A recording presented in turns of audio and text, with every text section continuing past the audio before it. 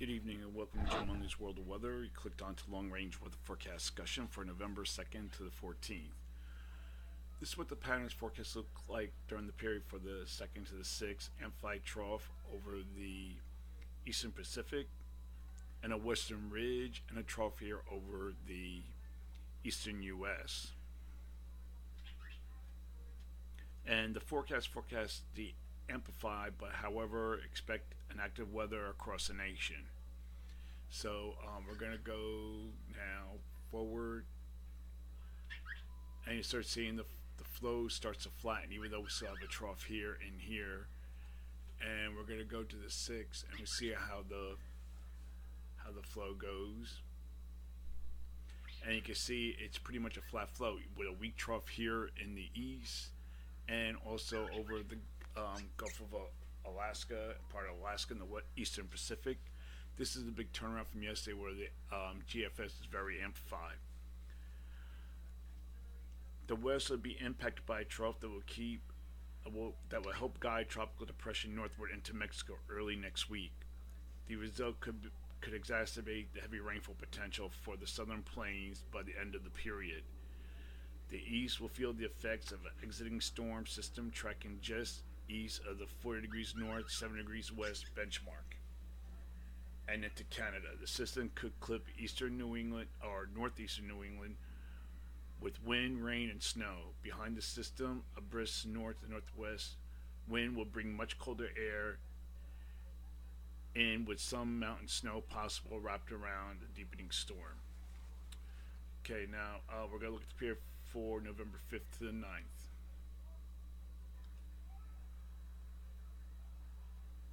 Hold on a second. Okay, here we are at the 5th. This is we're going to look at GFS. We still have a trough over the eastern U.S. and another trough over the eastern Pacific with a ridge across here, but a relatively flat flow. And then we're going to go forward to time. This is the 9th. We're going to go to the end of the period. And you can still see the GFS still has, I'm having trouble with the pointer.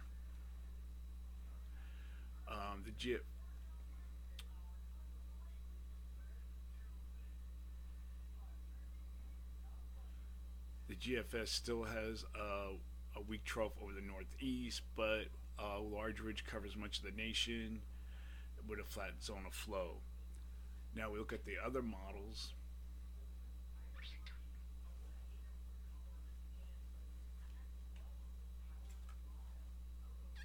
We're going to look at the other models. This is the European deterministics, European ensembles, and the Canadian ensembles. But most of the models have a tendency for a trough here across the east, except for the Canadian ensembles, which is again depicting mostly zonal flow at near above normal heights, with the weak area below normal heights here off the southeast coast. So during this period, I am forecasting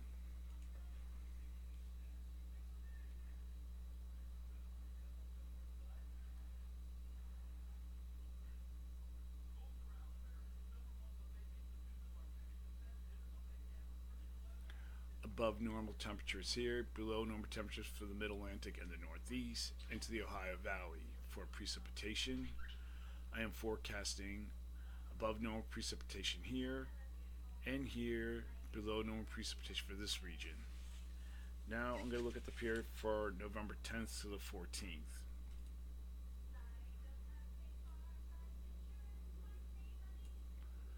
Here we are at the 10th.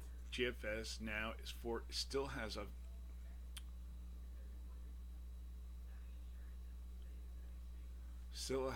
a tendency of a weak trough here. You can see in the previous frame. Still has a weak trough here in the northeast, near the above normal heights across much of the nation with a zone of flow. And then we look at the European deterministic, still has a weak trough here in the east, and except for the The Canadian ensembles still has zone of flood, a little dip here in the center of the nation, but above normal heights across near the above normal heights across much of the nation. We still have our trough in the Gulf of Alaska. So during this forecast period, I am forecasting below normal temperatures here, above normal temperatures from the Mississippi Valley to Atlantic coast.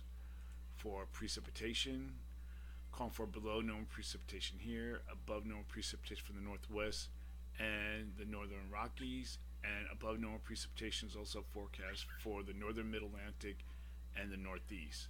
So that is a long-range weather forecast discussion for November 2nd to the 14th. Thank you for coming, Jim Monley's World of Weather, and have a good day.